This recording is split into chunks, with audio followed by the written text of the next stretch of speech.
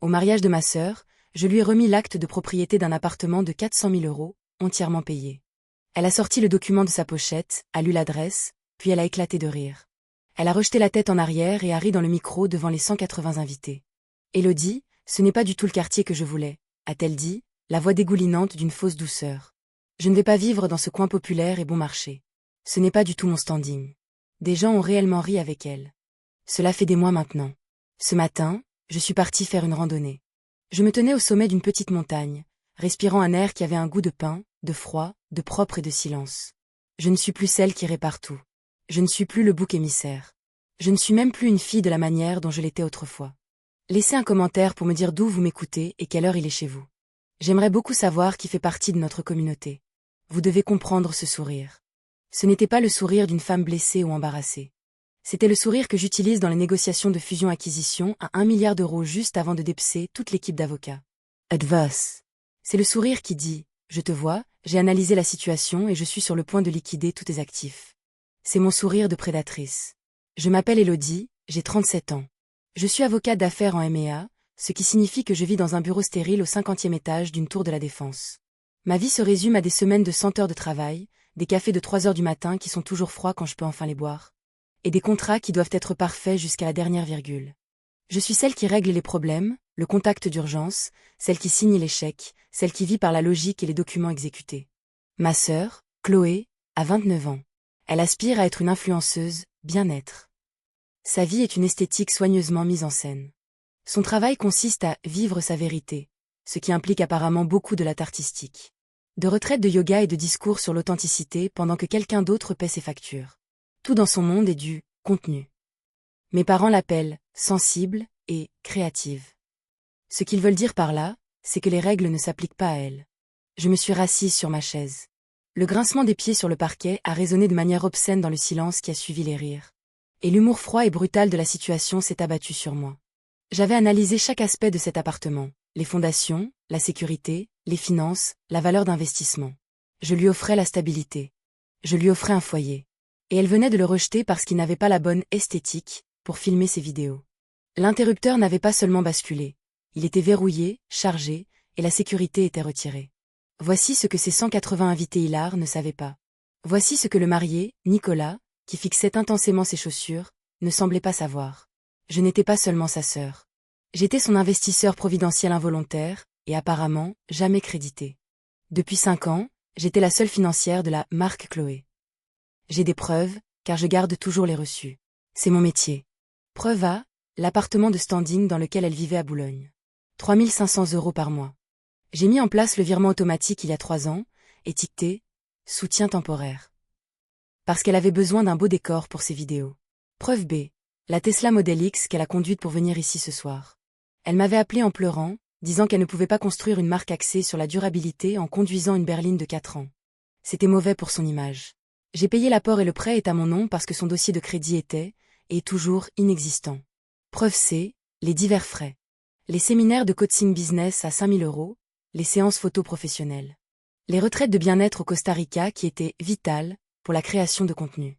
J'ai tout payé. Vous vous demandez probablement pourquoi. Pourquoi ai-je laissé faire ça si longtemps? C'est simple. J'étais piégée.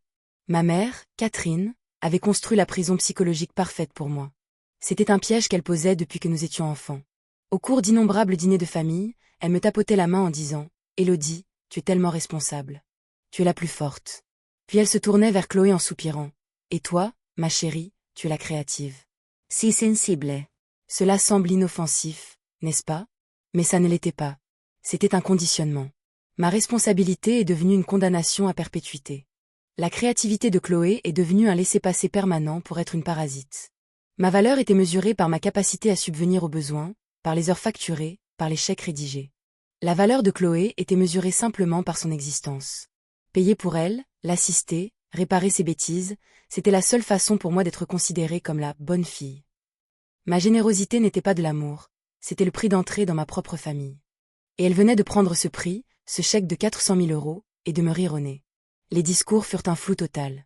Le bœuf était trop cuit. Je suis restée assise là, sirotant de l'eau, mon sourire d'émé figé. J'ai attendu que la musique s'intensifie et que les gens se dirigent vers la piste de danse, puis je me suis levée pour partir. J'essayais d'être discrète. J'y étais presque. Elodie. Je me suis retournée. Chloé se tenait près du buffet de dessert, une trace de glaçage sur le poignet. Elle n'était pas triste. Elle n'était pas gênée. Elle était furieuse. C'était quoi, ça? A-t-elle dit, la voix basse et sifflante. Tu essayais de m'humilier à mon propre mariage? Je l'ai simplement regardé. C'était un cadeau, Chloé. Un cadeau, Élodie? Ce quartier est un trou. C'est hors sujet. Est-ce que tu as seulement pensé à ma marque? À mes clients, aux clients de Nicolas? Il n'y a même pas de bonne lumière naturelle pour filmer dans ces appartements. J'ai vérifié les annonces. Elle avait vérifié les annonces. Elle savait ce que c'était, et elle avait décidé que ce n'était pas assez bien. Je n'arrive pas à croire que tu aies fait ça, a-t-elle continué, la voix montant dans les aigus. Tu es juste jalouse. Tu as ton bureau ennuyeux et ta vie ennuyeuse, et tu voulais gâcher ma journée en ramenant tout à toi. Chloé, ma chérie, baisse d'un ton. Notre mère, Catherine, s'est approchée, toute de perles vêtue avec un sourire pratiqué. Elle a posé une main sur mon bras, ses ongles s'enfonçant légèrement. Élodie, chérie, ne sois pas si rigide, a-t-elle dit de cette voix mielleuse et empoisonnée que je connaissais depuis toujours. Tu sais comment est Chloé. C'est une créative. Elle voulait juste dire que. Enfin, tu peux simplement le vendre et les aider pour un apport sur quelque chose de plus prestigieux. J'ai regardé le visage souriant de ma mère, puis celui, colérique, de ma sœur. J'ai essayé de dégager mon bras. Je ne suis pas rigide, maman. Je m'en vais. Le sourire de Catherine n'a pas vacillé, mais sa poigne s'est serrée jusqu'à me faire mal. La douceur a disparu de sa voix. Tu ne feras pas ça, a-t-elle sifflé, le visage proche du mien, son sourire toujours affiché pour tout invité qui pourrait regarder. Écoute-moi bien, Élodie, a-t-elle murmuré, les mots tranchants et rapides. Nous avons tous nos rôles. Ce n'est pas la soirée pour faire du mélodrame. Tu es la forte. Tu es la responsable. Ta sœur, elle a besoin de ça pour son entreprise. Elle a besoin d'un bon départ. Ton père et moi, nous ne pouvons pas. Tu sais que nous ne pouvons pas. Ne sois pas égoïste juste parce que tes sentiments sont froissés. Ne sois pas égoïste parce que tes sentiments sont froissés. C'était ça. C'était la réplique de trop. La justification de décennies de vampirisme financier. Je n'étais pas une personne. Je n'étais pas une fille ou une sœur. J'étais un rôle. J'étais la forte. J'étais la banque familiale. Et mon seul travail était d'être ouverte, sans poser de questions. J'ai regardé le visage parfaitement maquillé et désespéré de ma mère. Et j'ai enfin compris. Elle n'était pas seulement complice de Chloé. Elle était l'architecte de tout le système. Les rôles, ai-je répété d'une voix plate. Et à ce moment-là, la dernière once de culpabilité, cette culpabilité de celle qui subit en besoin, s'est dissoute. J'ai regardé ma mère, Catherine.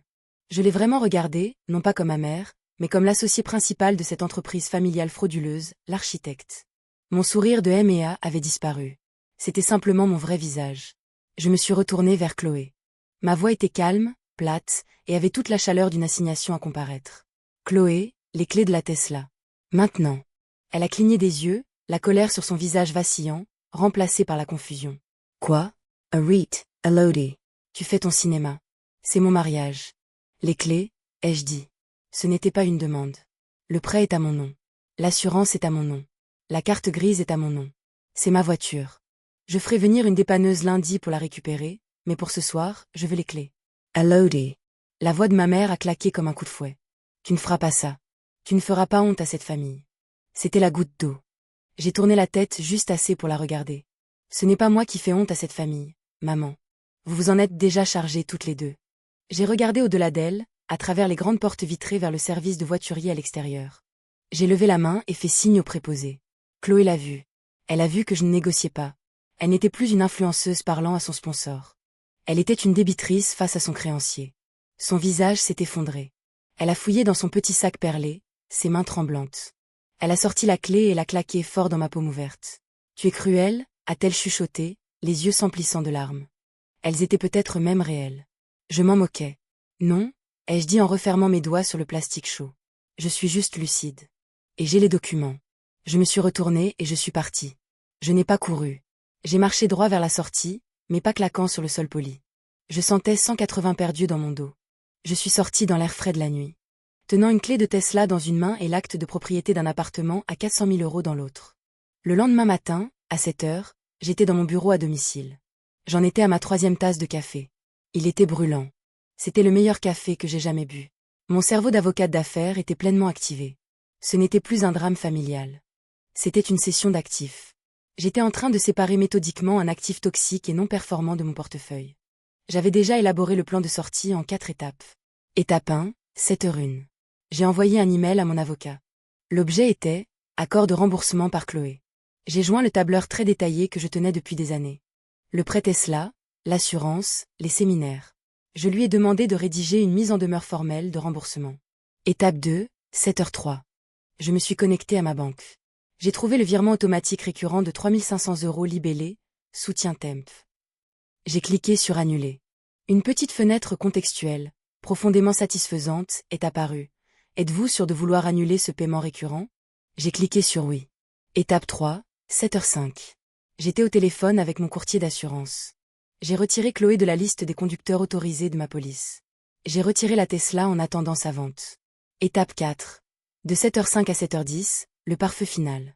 Je suis passé par chaque compte que je possédais, Netflix, Amazon, le code d'alarme de mon immeuble, mon forfait téléphonique. Chaque mot de passe partagé, chaque point d'accès. J'ai tout changé. La purge était terminée. Je me suis adossé, j'ai pris une autre gorgée de café. Il était toujours chaud. Il avait le goût de la liberté. Je dois revenir en arrière juste un instant. Parce que ce que j'ai fait à 7h du matin n'a pas été fait sous le coup de la colère. Cela a été fait avec des preuves. Quand je suis rentrée du mariage juste après minuit, j'étais épuisée. Pas seulement fatiguée, mais vide. Je suis entrée dans mon appartement et le silence était assourdissant. J'ai pris une douche, restant sous l'eau brûlante pendant longtemps, essayant d'effacer l'odeur du glaçage à la crème au beurre, du champagne et de la trahison particulière de ma sœur. Quand je suis sortie, en m'essuyant les cheveux, je l'ai vue. Une enveloppe blanche glissée sous la porte de mon appartement. Pas d'adresse de retour. Juste mon nom, Élodie, griffonné sur le devant d'une écriture que je reconnaissais presque. Je l'ai ouverte. À l'intérieur, il y avait un simple mot écrit à la main et quelques feuilles de papier pliées, manifestement des impressions. Le mot venait de Nicolas, le marié. « Élodie », disait-il. Ça vient de moi, pas de Chloé. Je ne savais pas. Je te jure devant Dieu que je ne savais pas pour le loyer, la voiture, tout ça. Elle m'a dit que tu l'aidais juste un peu. J'ai trouvé ça dans ses brouillons sur son téléphone pendant qu'elle était sous la douche. Je suis vraiment désolée pour ce soir. Je ne sais pas quoi faire. J'ai posé son mot et déplié les impressions. Mon sang s'est glacé. Ce n'était pas un message texte. C'était une capture d'écran d'une application de notes partagée d'un iPhone.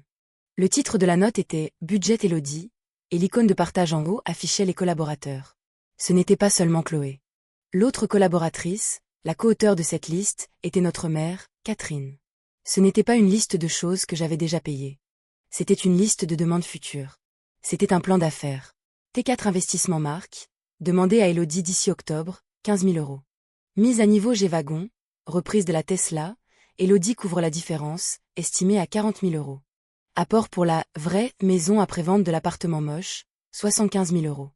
Mes mains ont commencé à trembler, mais ce n'était pas de la tristesse. Ce n'était même pas de la blessure. C'était une rage si froide et si pure qu'elle était presque paisible. Ce n'était pas juste un sentiment de supériorité toxique occasionnel. C'était prémédité. C'était une stratégie financière à long terme. C'était une conspiration. Ma mère n'était pas seulement une complice, elle était la co-architecte. Elle n'essayait pas d'apaiser les choses, elle gérait son actif.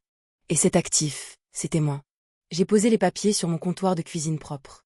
Toute la culpabilité que j'avais ressentie, le conditionnement du « ne sois pas égoïste », tout s'est évaporé. Je ne quittais pas une famille. Je sortais d'un partenariat frauduleux. C'est là que je suis allée me coucher. J'ai dormi 6 heures d'affilée. Et quand je me suis réveillée à 7 heures, je n'étais pas émotive. J'étais une avocate exécutant la rupture d'un contrat. Un contrat que j'annulais enfin de manière décisive. À 8 heures, mon téléphone était un brasier. La discussion de groupe familial, un endroit que je gardais habituellement en sourdine, explosait. D'abord Chloé, tu es sérieuse? Tu as annulé mon loyer. Notre lune de miel est demain. Tu essaies de ruiner ma vie. Puis une tante, Élodie, ta mère est hors d'elle. Comment peux-tu être si cruelle après tout ce qu'elle a fait pour toi? Encore de Chloé, tu as volé ma voiture. J'appelle la police. J'ai regardé les messages s'accumuler, ce raz-de-marée numérique d'hystérie manufacturée. Je n'ai pas répondu. Je ne me suis pas défendue. J'ai juste ouvert mes photos, sélectionné la capture d'écran de la note partagée, budget Élodie. Celle avec les noms de Chloé et de Catherine en haut, et je l'ai postée dans le groupe. Sans aucun commentaire. Le chaos s'est arrêté. Instantainment. C'était comme si j'avais aspiré tout l'air de la pièce. Un silence de mort. 5 minutes plus tard, ma ligne fixe professionnelle a sonné. Pas mon portable personnel. Ma ligne directe au bureau, celle réservée aux clients et aux associés principaux. Un coup de force. J'ai décroché. Élodie à l'appareil. Qu'est-ce que tu as fait? Ce n'était pas une question. C'était un hurlement. Catherine, ma mère. Elle ne pleurait pas. Elle était enragée. Je me suis adossée dans mon fauteuil. Bonjour maman. Je suis juste en train d'équilibrer les comptes. Équilibrez-les. Tu nous as humiliés. Tu has ruined us, sir. Cette voiture, le loyer, tous ces messages de ta tante.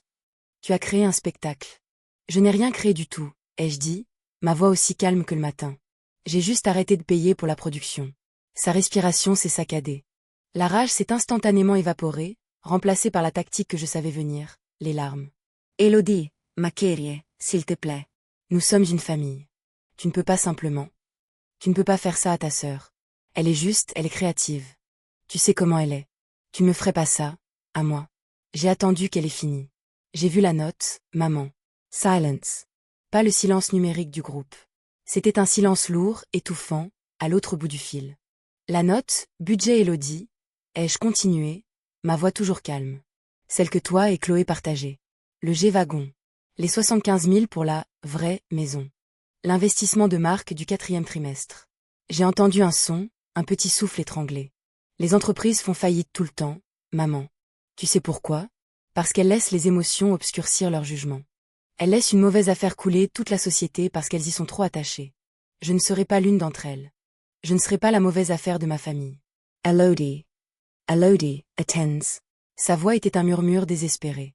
Je dois y aller, ai-je dit. J'ai une conférence avec Tokyo. Bonne chance pour votre investissement du 4e trimestre. J'ai raccroché le téléphone. Je ne l'ai pas claqué. J'ai juste appuyé sur le bouton de fin d'appel. Le petit clic discret a été le son le plus satisfaisant que j'ai jamais entendu. Cela fait un mois. La discussion de groupe familial est toujours silencieuse. Je suppose qu'ils en ont commencé une nouvelle sans moi. C'est très bien ainsi. L'appartement à 400 000 €? Je ne l'ai jamais vendu. Je l'ai mis en location. L'un des associés de mon cabinet a une fille qui est interne en chirurgie dans l'hôpital voisin. Elle et son compagnon cherchaient désespérément un endroit sûr et calme qu'ils pourraient s'offrir. Je le leur ai loué bien en dessous du prix du marché. Ils m'envoient des photos depuis le balcon, des images du coucher de soleil. Ils disent que cet endroit calme et stable si près de l'hôpital a été leur bouée de sauvetage pendant leur garde de 36 heures. C'est amusant. Un foyer. La Tesla Model X est dans mon garage. Je la conduis le dimanche juste pour maintenir la batterie chargée.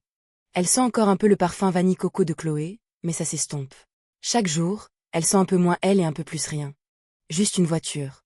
Je n'ai pas supprimé le tableur du budget d'Élodie. Je suis avocate après tout. Nous ne supprimons jamais les preuves. J'ai juste renommé le fichier, leçon apprise, et je l'ai archivé. C'est dimanche matin, 7 heures. Je ne suis pas en conférence téléphonique. Mon téléphone ne vibre pas de messages de Chloé ayant besoin d'un acompte pour un mur de fleurs. Je suis sur mon propre balcon surplombant la ville. C'est calme. Je tiens une tasse de café. Je prends une gorgée, et pour la première fois depuis aussi longtemps que je m'en souvienne, il est encore chaud. Je ferme les yeux. Je sens le soleil sur mon visage et cette sensation étrange de légèreté, celle d'un fardeau que je portais depuis si longtemps. Un poids que je ne savais même pas que je tenais. Il s'en était simplement allé. Cette histoire parle de trouver son point de rupture. Elle montre que finalement, non, est une phrase complète. Si vous vous êtes déjà senti, ne serait-ce qu'une seconde, comme la personne responsable dans la pièce. Celle sur qui on compte pour que tout tienne debout, partagez cette histoire. On ne sait jamais qui a besoin de recevoir la permission de poser enfin son fardeau et de reprendre sa propre vie en main.